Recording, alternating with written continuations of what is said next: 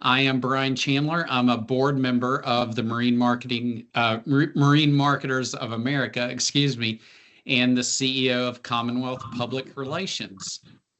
I will be your facilitator today, leading you through our panel discussion related to all things influencer marketing.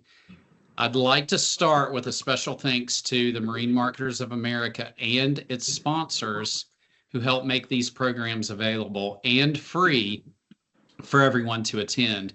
So be sure to check out the sponsors at the bottom of the Marine Marketers website if you have a chance, and show those guys some love. I know they would appreciate it.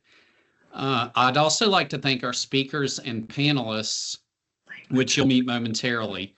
Now, I want to throw out a few housekeeping items.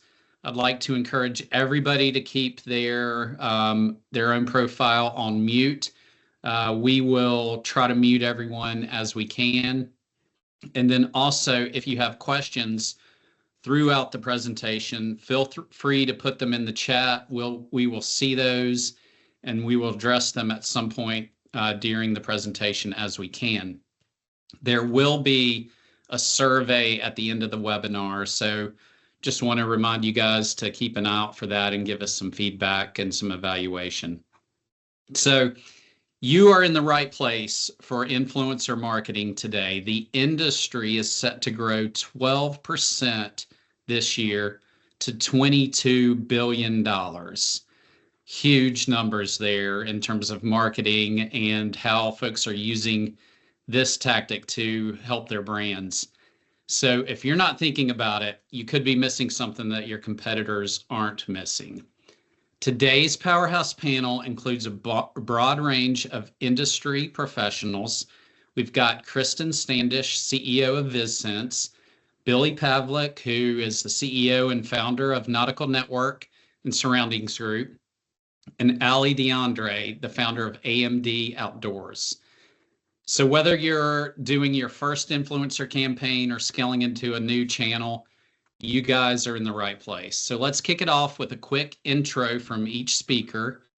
And while you're introducing yourself, please tell us one practical thing marine marketers can do today to start improving their influencer strategy. And then after your introduction, we'll let each of you go into your presentations. So Kristen, will you start? Yeah, sure. Thank you so much, Brian. I'm really excited to be sitting alongside Billy and Ali today, and thank you for this opportunity. I'm the CEO of VizSense, and in my personal life, I'm a passionate sailor. I race, and I think one thing that we can all do to leverage social media and influencer marketing is to invite younger people to the sport and to the industry, and also ensure that they're safe when they get out on the water. Over to you, Billy. Awesome, thank you. Hi guys, my name is Billy Pavlock, founder and CEO of Nautical Network and Surroundings Group. Quick background, Nautical Network is a full service marketing agency that solely focuses in the maritime industry. We're supporting yacht brokers, yacht manufacturers, boat manufacturers, anything marine related with their marketing services. The value we bring, which we're talking about today, is the influence in industry. One thing that I believe that anyone can do better from the influencer standpoint in the social media industry is very similar to what Kristen said, is leverage an audience or collaborate with an audience that is not only younger, but maybe even more unique than the boating industry.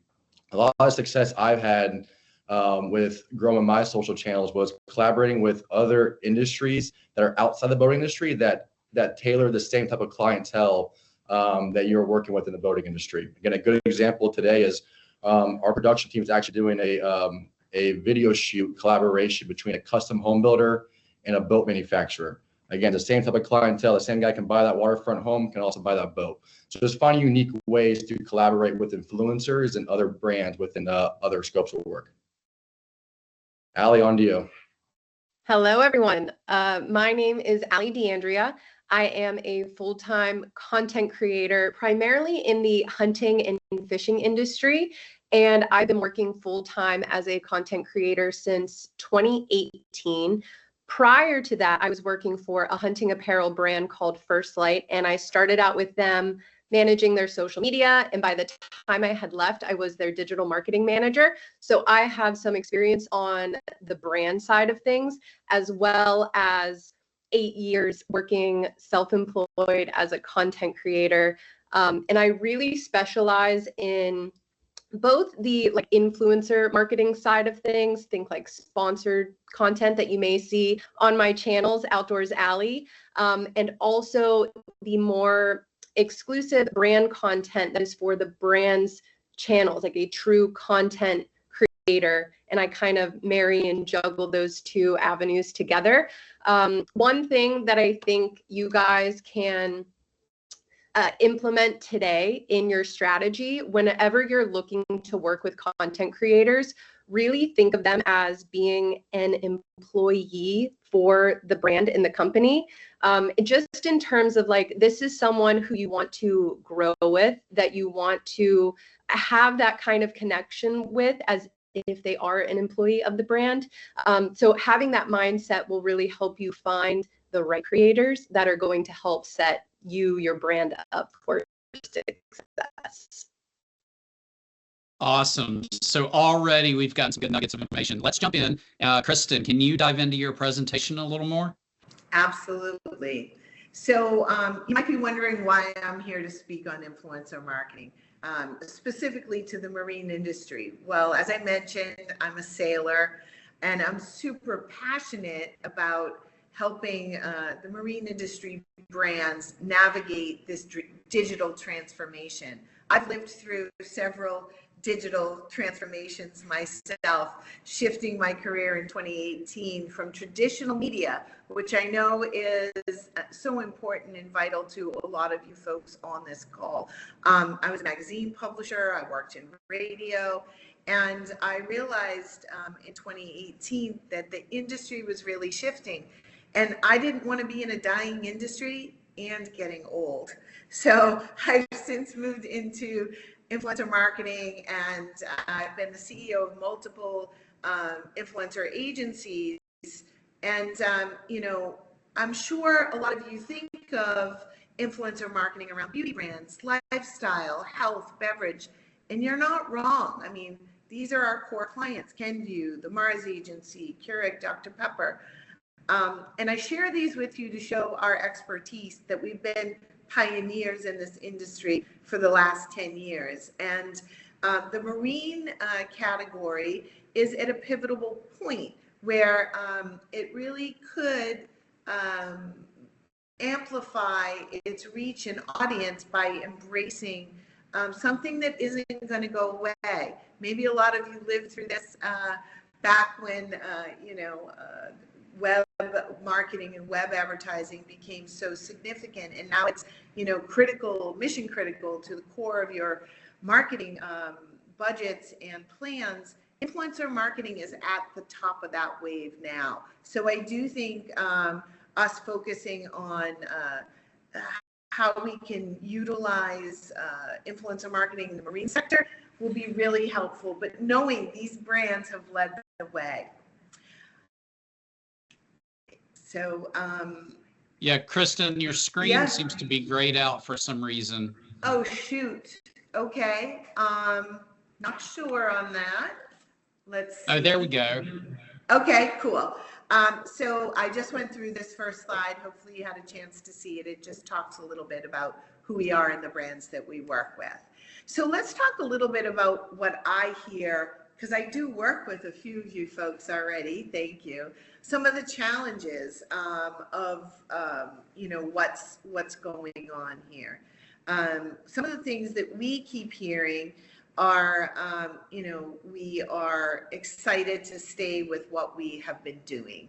We really like our traditional methods of boat shows and trade publications. And while all that still works, the hesitation, I think, has been made around return on investment uncertainty, the credibility concerns, us not as understanding your regulatory challenges, and you know, the extended sales cycles, etc. So I think really facing some of the uncomfortable truths about the industry. Yes, we are all comfortable doing what we've been doing, but if we recognize that the average age of a boat owner is 60 years old, we got ourselves some work to do to reach out to and reach a younger audience where they live and where they are consuming content.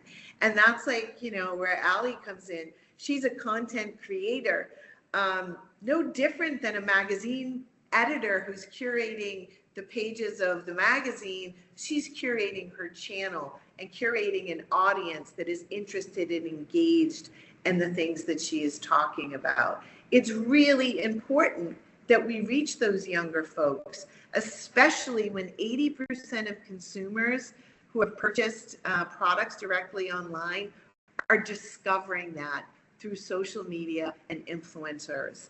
73% of all new discovery for Gen Z is coming, through social media. 68% of millennials, and 57% overall. The facts are we really cannot avoid using these modern tactics to engage and discover new audiences. We talked a little bit, or Brian did, about just the social media growth. And I'm not suggesting that all of you take this approach, but it has been building. And it may seem drastic to take 30% of your budget and shift it over to social media. But when you look at what the trends are, this has been a big growing trend since 2019. And perhaps we have, as an industry, some catching up to do. So if you look at the numbers and spend over since 2019, by 2029, social media and influencer marketing is a $345 billion industry. And it goes to Brian's point too, collaborations and working with like-minded audiences and people that are in similar industries that can afford building homes by the ocean, can also afford purchasing boats that they put at the end of their docks at the end of the water too. So really looking at unique ways to do that. The industry growth is really undeniable. One of the ways that we really can lean into influencer marketing is consumer trust. People who follow content creators online trust the marketing messages being delivered because they know true awesome content creators are not going to take one-offs that don't align with their audiences. Consumers trust content creators more than they trust the messages that they hear on your website, etc. So it's really important that we embrace that. Video influences buying decisions. Social SEO on social media is so important. Back in the olden days, I relied on Google, and then, millennials might have leaned more into YouTube. But now TikTok is such an important place where people are looking for reviews, looking for information on particular brands that are being generated by people they trust. So it's really important that, we take a good hard look at this. And if you're looking at ROI, the return on investment actually is 11 times higher than that of traditional media. So customer acquisition versus traditional media methods, it is not only measurable, it is actually cost effective and affordable.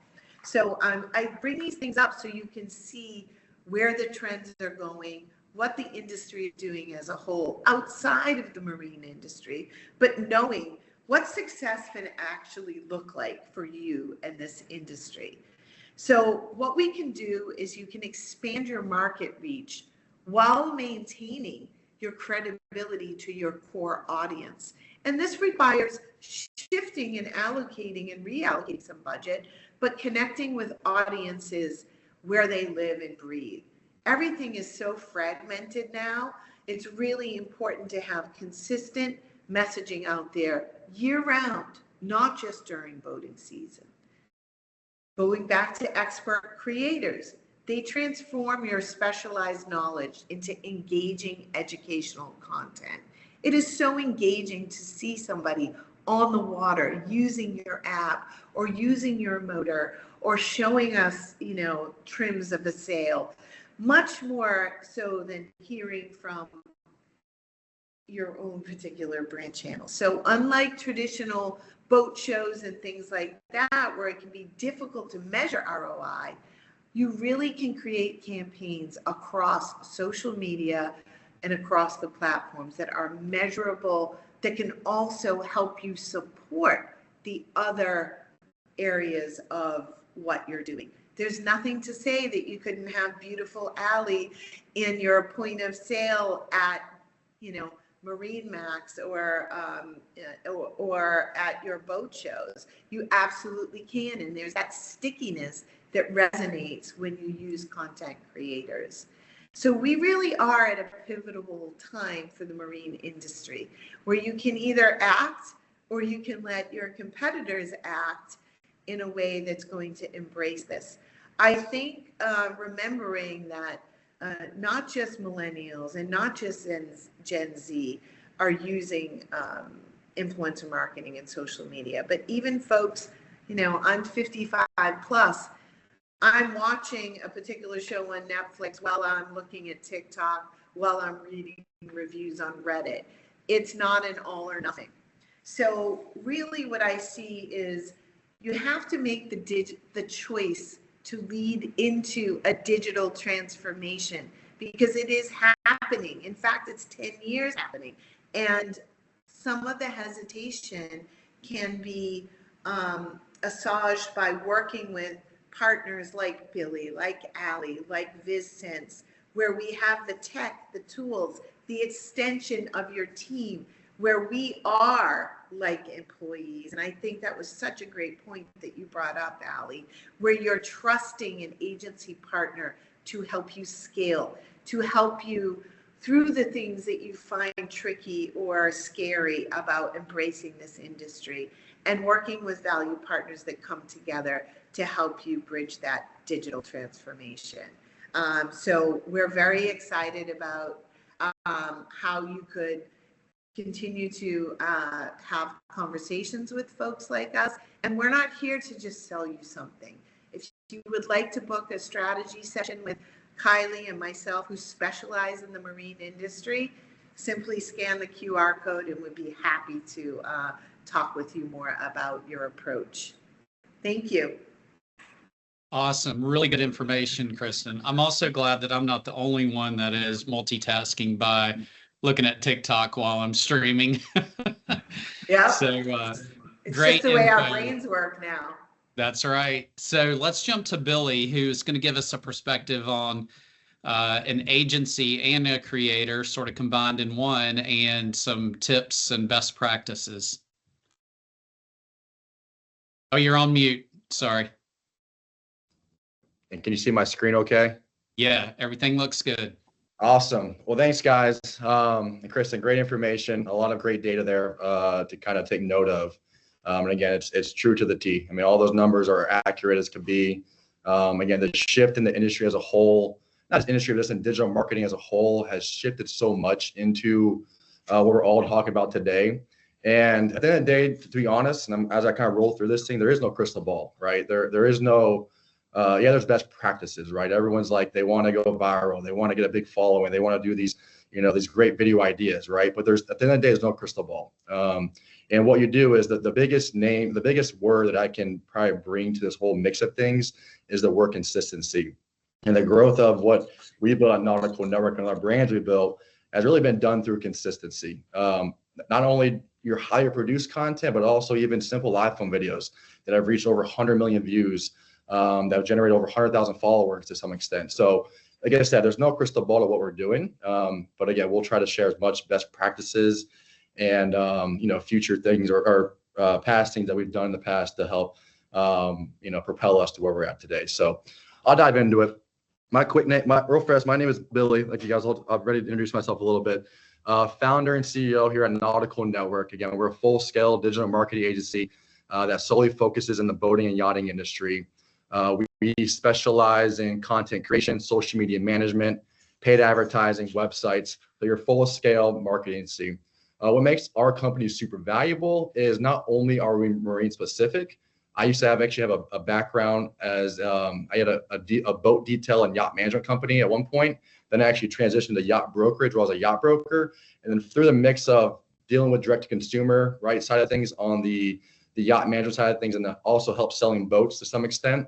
That's when I saw the need 5 years ago to basically build out a media platform that focused in this industry. So I founded Nautical Network in 2019, and really the story behind it was all started with one Instagram page, and the page was called Boats Gone Wild. And what I would do was legit just post boats that were, that I saw, that I thought were exciting. And at the time, I didn't really think anything of it. It was really more just a hobby. How can I post boats, generate a following, and see what type of following, what value there is? And 6 years ago, 7 years ago, whenever it all kind of became really popular, no one really believed that you could find that type of clientele through Instagram and social media. And boy, were they wrong, right? Everyone's told me I would never find the right buyer for this boat on Instagram. And sure as not, I found the right buyer and sold boats off Instagram. So in the early stages of what I've done was I would legit I built this theme page called Boats Gone Wild, and I would just leverage content. Content is key. Without content, you cannot do anything. So what I did early stages was flood the industry, flood the social media channels with the much boating content that I appreciated and that I captured throughout my journey. I would even get to the point of, again, back to people like Ali, I would leverage other content creators throughout this whole process. I was paying dock hands at marinas. I was hiring people that would sit out their back of their porch and capture content of boats coming by the inlet. Again, I was trying to find any way to generate as much unique content as possible to let it live on my channels to generate more following.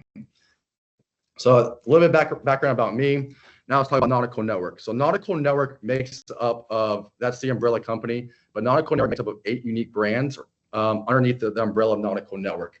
And each brand focuses on a certain niche or community within the industry. So as we all know, there's the boating industry as a whole, which we all believe is very small, which I can attest to that. But once you get into it, there's other communities within. You have your sport fishing community, you have your performance boat community, you have your guys that just have your normal center console and day boat.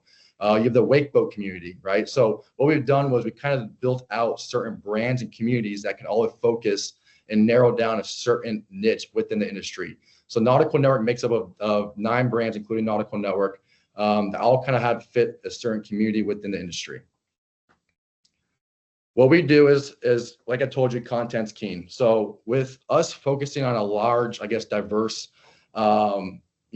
industry, again, working from yachts to wakeboard boats to performance boats, again, we shoot a lot of unique content.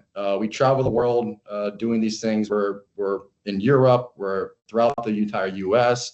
We have team members up in the Northeast, team members out on the West Coast, obviously down in South Florida. And then we also have team members in Europe that support us with content creation as well. So here's a quick little video showcase of what we do from the content creation side of things. We shoot about, I would average 300 plus boats per year. This year, we did 75 boats in the first quarter of 2025. So we are on a lot of different boats throughout the world and different experiences throughout the world. So I can't tell you one boat or brand that I have not been on, which is obviously a really unique thing to say.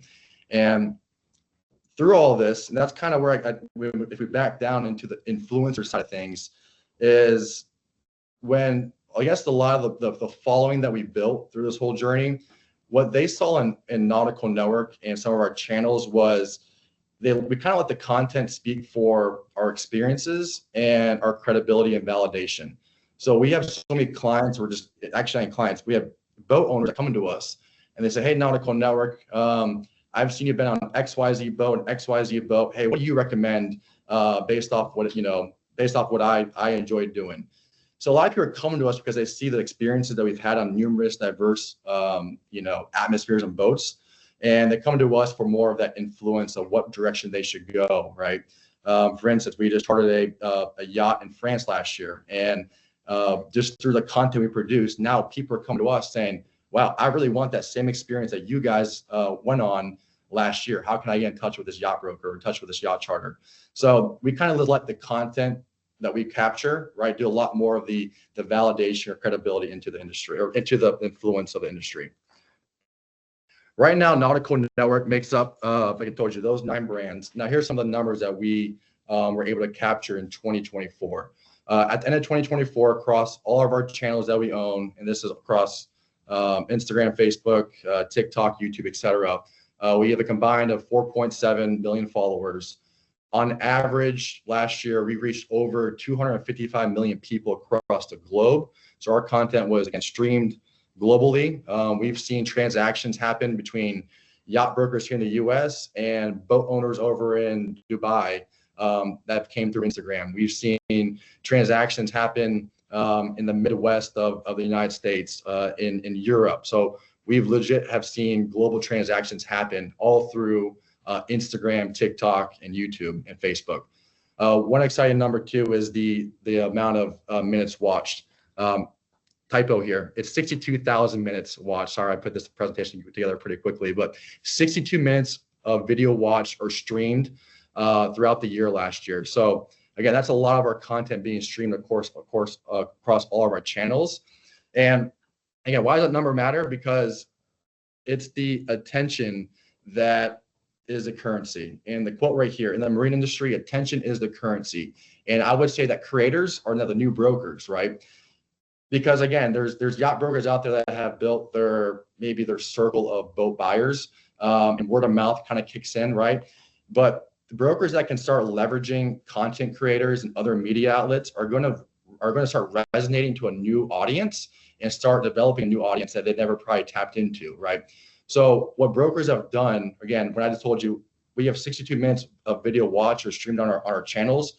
What that shows me is the channels we have the attention in the industry or on social media specifically. So what yacht brokers and marine products and marine companies are seeing is, if I was to get content shot or content captured, right, from anyone out there, why would I not use Nautical Network's channels or influence an industry? And that's the big word, the influence side of things, because they know that if the attention is there, they would go use us, because why wouldn't they not? Again, the fact that we can go capture the content for their brand or for their listing and also advertise it to our following and our audience on global reach, they're now getting way more exposure on their brand. And that's the value of our influence. Again, it's even gotten to the point now where, especially on the yacht brokerage side of things, where brokers are now using us as a value prop to now generating more listings. So if a broker's like, hey, XYZ client, I want to sell your boat. We're going to charge you X% to sell it. But here's our marketing campaign. We're going to have Ali come do a walkthrough in the boat. We're going to have Nautical Network do the listing content, advertise on all our channels, right? We're going to bring Captain Harley from How To Boating. He's going to do a demonstration on the boat. He's thinking of all these unique ways to get as much exposure, right, on that listing by leveraging social media and what's relevant today. So I'll kind of dive into some of these topics right here. Audience expectations, lifestyles are greater than the specs. What I'm learning today these are just best practices now that I'm going to dive into. And what I'm seeing today's age is the storytelling and lifestyle. Yes, at the end of the day, the guy that's going to buy that boat, buy that product may care about, does it have a seakeeper or not, right? He may ask certain things like that. But at the end of the day, what's going to excite him is the storytelling, right? Or that lifestyle that he captures. So whenever we do walkthroughs, whenever I work with a yacht broker, or anyone that's going to do a walkthrough of the product, if you've noticed a lot in the past, they're always like, welcome aboard this boat, right? Here's all the specs, XYZ, it goes, this fast and burns this much fuel. Yeah, those numbers are great, but that's not going to get someone excited. What's going to get someone excited is, how do you tap into the storytelling of this boat, right? So I always teach brokers, anyone talking about their product, is, let's just say, for instance, we're on the bow of the boat. Rather than talk about, hey, this bow has forward seating and has a retractable table, we can see that in the video. You don't got to tell us that, right? But if you told the audience or the video, hey, this bow can be used for your family to wine and dine, right, at the sandbar in the Bahamas. Now you're visually telling a story, right, that resonates to that boat buyer or the audience that is interested in your product. So I would say a best practice, again, start thinking more lifestyle and storytelling rather than give out specs. Specs are great to some certain extent, right? I think that's further down the funnel of a sales cycle, but no one's going to buy a boat right away based off Does it have Seakeeper? Does it reach the speed? Most of these guys are making the decision. They already kind of know what they're getting themselves into. Now, how do you tell a story to excite them? Next thing, again, is basically kind of tailor off what I just said. So marine content must inspire, then convert, right? So it's all a funnel. What we've done at Nautical Network and our best practices is we call it one shoot, multiple solutions. So in our content team, we understand the value of content. So when we go out to go capture content for again, just use boat listing or yacht listing, for instance, that's one of our bread and butter things. When we go capture content of a yacht listing, yes, we're going to get your high def photos that you're going to use for your marketplace or MLS and for your advertising, your brochures, etc. Yes, we'll capture that long length video that's 1 to 2 minutes long that goes through the boat and showcase all the spaces. But what we'll do is we'll also capture content that can inspire people, right? And this is where we call it the top of funnel content. So our team is also trained to now go capture even content with your iPhone. I've sold boats for brokers in the past by just leveraging an iPhone video. Some of the most viral videos that we've captured all came through iPhone. We'll go out there and do a full day, 8-hour shoot. And it's funny, in the first hour, our social media team will capture 8-second clip, post it on Instagram. And by the time we're done with that shoot, we've seen it where brokers or manufacturers are actually generating leads on their listings or on their product just based off that 10-second clip that we just posted earlier that morning. So we've seen some of the craziest things happen by just leveraging top of funnel and inspiring content to get people in the door. So again, always you can never get enough content, but always keep in mind, don't be afraid to post something that you may not find maybe overly polished, or you believe you're just looking for a conversion right away. Again, don't be afraid to post that boat going at full speed and you're at the helm and you're capturing the POV at the helm and you see the motors running. Again, you'd be surprised. Some of those videos may go viral and just change your whole trajectory of your brand. We've personally seen it. We've seen other clients see it. And again, it's very valuable to go create content based off inspiration first before you try to convert anyone into your brand. And that kind of wraps this all up. Influencers now, again, they're storytellers, not just the reach. And this is where you can get really unique with, your influencers today, right? You don't really need someone that has the biggest following, you need someone that has maybe a credible following, but if you can find someone to work with an influencer side of things that can speak on a product from a knowledge base, that carries a lot of weight. So if you're in a purchase decision to buy something within the maritime space, if you're listening to an influencer that can speak high level and really in depth about certain stories or products or the details of products, you're going to trust that person that's talking about those things. And it's back to what Kristen and Ali said earlier on. Again, it's a lot of trust in influencers now in community. So again, yes, you can be as a person that's trying to sell your product or your service. Yeah, you can be their best storyteller, but if you can get others that have credible following and big community, or even just any community, to also tell your story or maybe tell their side of the story to your brand, that is a very powerful thing to do. And we've taken a lot of advantage of this by leveraging influence of the industry to help sell more products and sell more boats for our clients. And then my last slide is just questions. I'm kind of save it for last, but if you want to. So that's a good reminder for those who are attending. If you have questions, feel free to put them into the chat or the Q&A. Billy, really nice job there. A couple of key takeaways, I think, is the consistency and frequency. You can't let that drop. You need to be out there all the time, as often as possible. Love the point about attention is currency and creators are brokers. Really, really good point there. And then the storytelling piece. I mean, the more real and practical, allowing the person viewing the social channel to picture themselves in that setting is how it all gets accomplished and moves the needle. Really good stuff there. And the UGC piece, the user-generated content. Yep. So appreciate the insights. And let's jump to Ali, our creator for today. Hello, everyone. Thank you, Billy and Kristen, for both of your awesome presentations. I definitely love hearing from other people in the industry. Your insight is so valuable. So today, here, let me get this. Actually, let me share my screen because you guys can't see my screen yet. Here we go. Okay. Can we see my screen? Yes. Okay, fabulous. All right, so today we are going to tackle the do's and don'ts of working with content creators. So as I had mentioned, I am a full-time content creator, primarily in the hunting and fishing industries. The way that I work with brands, like I had mentioned earlier, is a mix between sponsored content that you will see on my pages. My brand, if you will, is Outdoors Alley. You can find me on Instagram, TikTok, YouTube, Facebook, of course. And I work with endemics within the industry and non-endemics as well. And I think Billy brought up this point that it's not always someone within the industry that you're in that could be a good fit as a creator and reach the audience that you're looking to reach.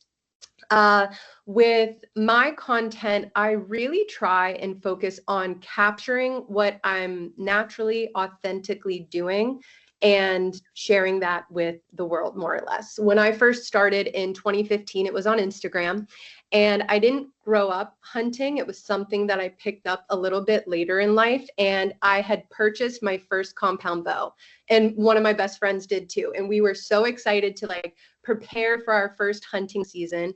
And there was no one else that I knew that hunted or was into archery at all besides my one friend. So I started finding people on Instagram, and I was like, wouldn't it be cool if I could just connect with more like-minded people? So I started my page really just documenting that first experience into hunting season, and it has just continued ever since.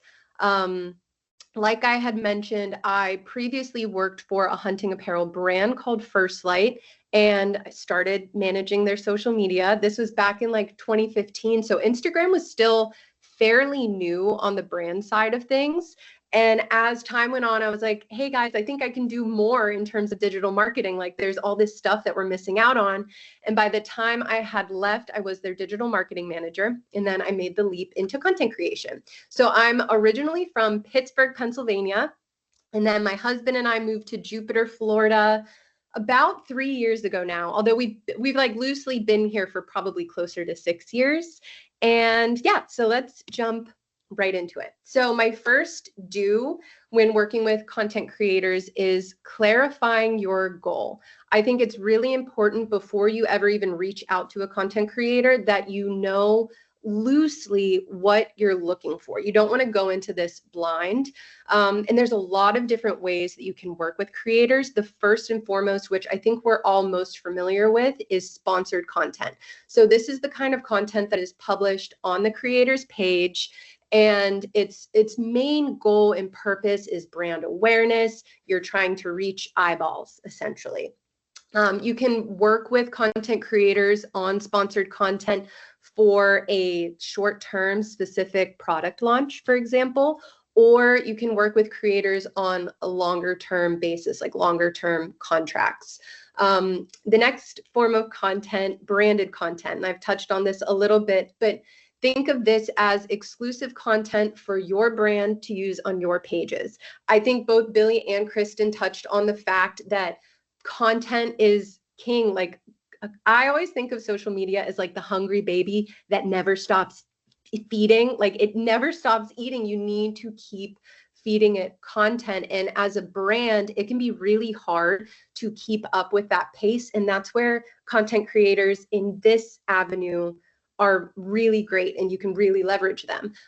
So this can be as simple as photo content. It could be short form videos that you post on Instagram, TikTok, YouTube Shorts. I think a lot of people are sleeping on YouTube Shorts. That's another little nugget of information. You can use this content for your digital advertisements. This could be content that lives on your website. I've seen brands do a great job of using influencers and content creators in the imagery and even videos that live on their website, because when people are visiting your website and they're shopping, seeing that familiar face there adds that bit of, that trust, that familiarity. So that's another way that you can work with content creators.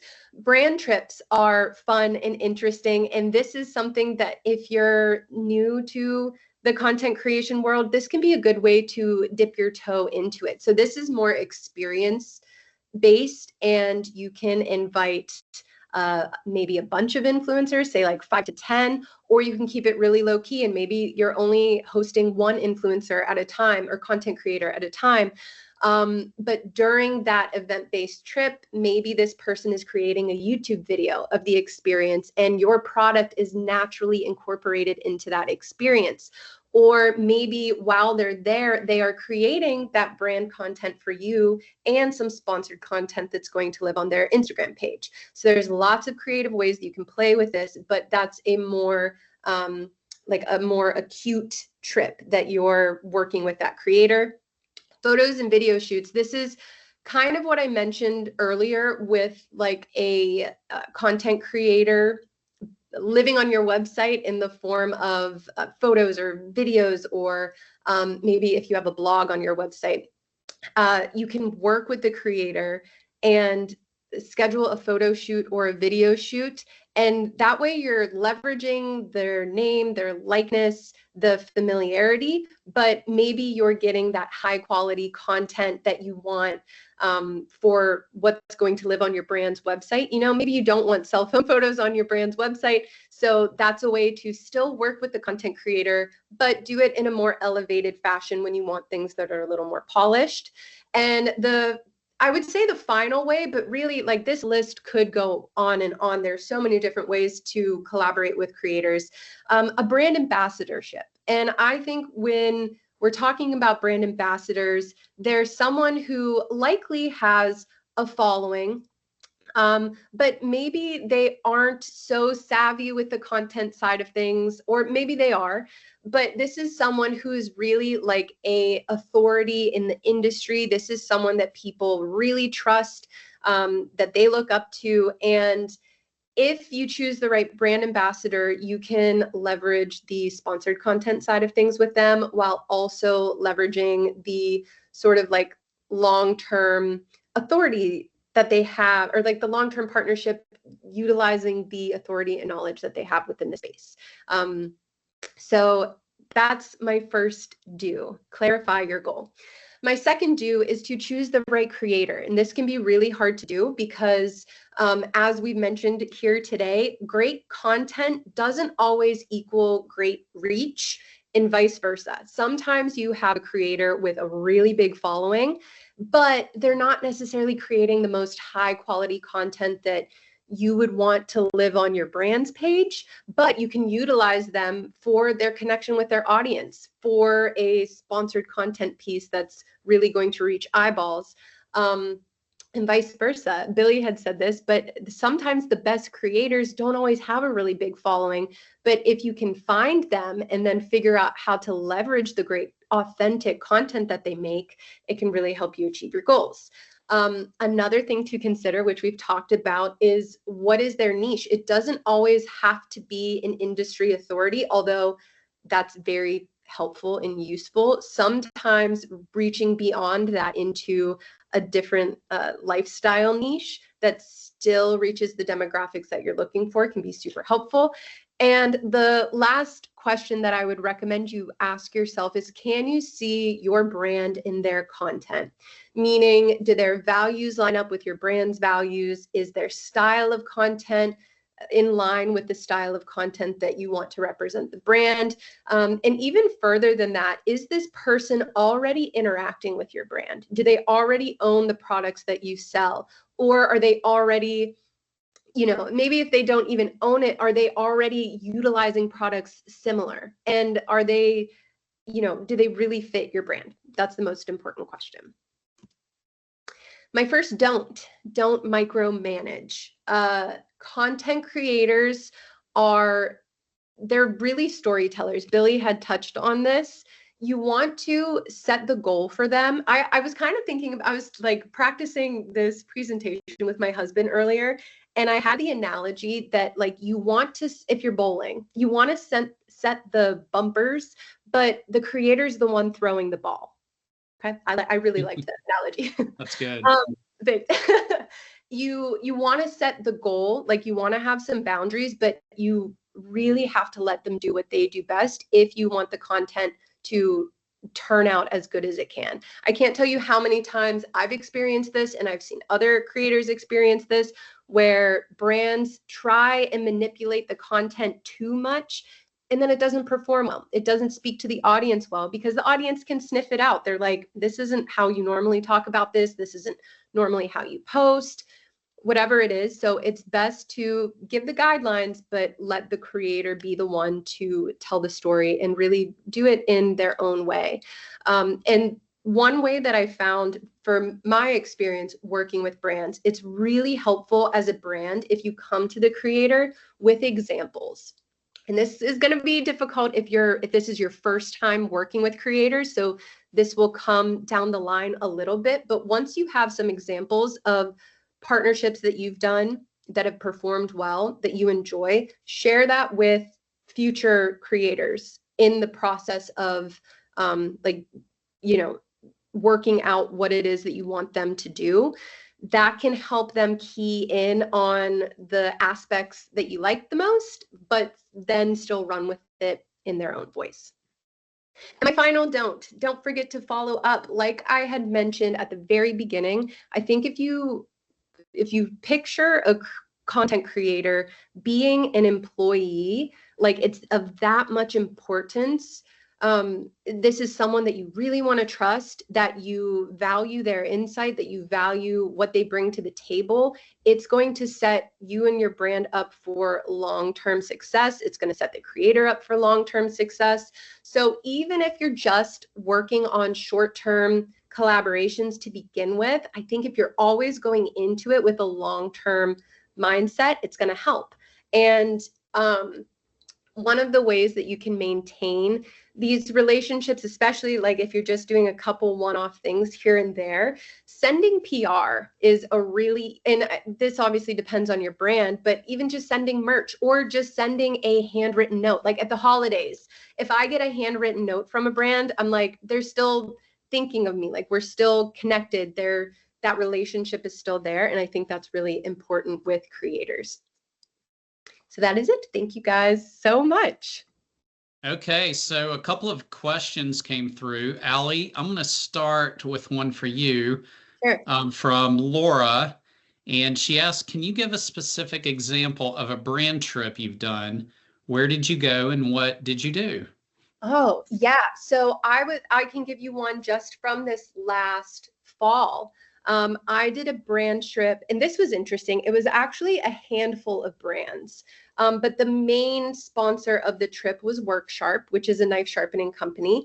And we went to Oregon and we were salmon fishing there. So they had set it up where we were camping out at a campsite, and they had worked with some other brands like tent companies, a knife company, other companies that were kind of naturally included in the process that we camped out of. So we had the experience of like using those products firsthand. And then we got out on the boats and we had this wonderful guided fishing experience, fishing for salmon. So as a creator, and you can manage this a lot of different ways. You can go into these brand trips with set deliverables attached that you expect from the creator, or you can go into it as like, hey, this is a trip that you can come on, do whatever feels natural for you, and you can leave it open-ended. So it's total. I've done it so many different ways with brands. But me, for that trip, I created a YouTube video and created a handful of Instagram posts from that trip. And I think what's so great about an experience like that is there's like action and I mean, kind of what Billy was saying, just about like you're selling the lifestyle, not just the specs of whatever it is. So it was a real experience for myself and the other creators to utilize the products in real life as we're filleting these salmon to then cook them up on the grill. But also just like we were there to catch the fish and the whole thing. So that was probably my most recent brand trip. And yeah, I think it's also just great to meet people in person as well. So that's kind of an excuse to have a good time with people in person. Yeah, awesome. And guys, you should check out her Instagram. She's got some pictures of the salmon that she caught. Really good size. Billy, this one was directed to you, and you might want to, if you don't have the answer right now, you could connect with Jared offline. But do you know the statistics of pleasure boat owners that own bass boats also? And I'm not sure the context, but maybe he's thinking about in the morning, you've got an influencer that's going fishing, but in the afternoon, they're out on the boat, the pleasure boat with their family doing wakeboarding and other things. But interesting question, none the least.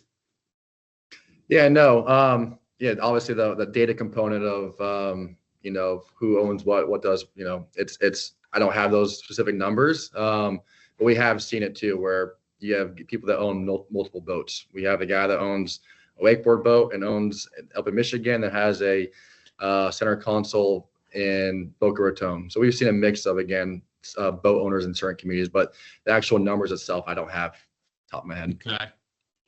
Yeah, so you guys might want to connect a little bit offline and discuss in some more detail. So for any of you guys on our panel, this one is interesting. And Allie, I think you might have a perspective because you are a full-time influencer. This isn't a side job for you. But the individual asked or says most influencers in the marine space aren't actually influencers. They're just people with side jobs who post about boating. They're not making real money from their channels, which is why they push for flat fees and won't affiliate. And essentially he's saying, he or she, why not just build the content yourself? If your product has value, wouldn't you save money, stay on message, and actually reach the right people? Thoughts? What size company should you be? Well, I think if you have someone in-house who is great at creating content, absolutely. I think that's actually something, if you don't have someone in-house that does great at creating content, you can hire a creator to do that. But then what you're missing there is the eyeball piece. So it depends on your strategy. If you're looking for eyeballs, it's going to be best to work with an influencer. Like, you're looking for that reach. But if you're just looking for content for your page, you can either work with creators to make that happen or work in-house. And I think Billy had acknowledged this too, like sometimes cell phone videos are more effective than anything else. I think there's a realness that people are looking for. So to the point, like if you can create cell phone video and you can be consistent sharing on that brand's page, like absolutely, whether it's done in-house or via a creator, it's the content is really king. Mm-hmm. Billy, Kristen, any ideas, any thoughts on that question? Sure. So when you cast a net, you want to cast it as wide as possible. And when you're only talking to the converted, right, the people that follow you, the people that are already potentially your customer, your net's sometimes going to come up empty. So the goal is to cast as wide a net with even those part-time, that are having a side hustle. They're content creators, they're storytellers, and they have validity and trust. Even if they only have 2,000 or 3,000 people that follow them, they're a trusted voice with experience. They can evangelize your brand. So I think it's a mistake to lean into only you can create the content for your brand to tell the story, because your customers, it's like, you go to a great hairdresser, someone asks me on the street who does my hair, I'm going to tell them because I'm passionate about, what that expert did for me. But them seeing me in real life maybe, and they have similar curly hair or something like that, they're going to be more apt to trust my opinion than just go to a website to see that that person's really great at cutting curly hair. So I say, you want to embrace the storytelling aspect. The people that are in our industry that are doing the side hustle, that's their passion project, right? And people trust them because of their love of that. So if you can afford to do it, you should do it. You should work with creators. For our company, we're a bit bigger in the sense that we do have a sort of a threshold where we think brands should spend at least $50,000 a quarter on working with creators. And that includes strategy, that includes us hiring, licensing, etc. But again, that content can be used omni-channel, and you're not just stuck with that particular audience that you already have. So I see tremendous value in expanding beyond your own channels and in-house ability. And the more people that could be out there banging that drum, the better. Yeah, that's great feedback. I often think of it as if a brand is paying for advertising, such as in Boating Magazine, they're paying a fee for their brand to be in front of a target audience, and utilizing influencers for marketing. You're paying that influencer a lot smaller fee, probably in most cases, than you would for Boating Magazine, but you're paying that person to help reach the target audience, who are their followers, the target audience for your brand. So it's a good alternative tactic or additional tactic that I think brands are utilizing and starting to do more. A few more questions here that came in are really good. Do content creators typically expect payment when attending a brand trip with no set deliverables or promises? I can take that one. Definitely depends on the creator, the size of their following, and the type of content that they create. It can go both ways. I think if there's no deliverables attached to it and the trip is of high value for that creator, then yeah, I think you could successfully invite creators on a brand trip without additional payment if there's no deliverables attached. If it's, do as you please, but nothing is set in stone. When you start having set deliverables, yes, I would absolutely recommend going into that expecting and offering additional compensation for set deliverables. Okay, Yeah, and I was great. just can I Go add ahead. to that? So we do a lot of programs for spirit brands that require not only set deliverables, on Instagram and TikTok, but that they also attend or travel in for something.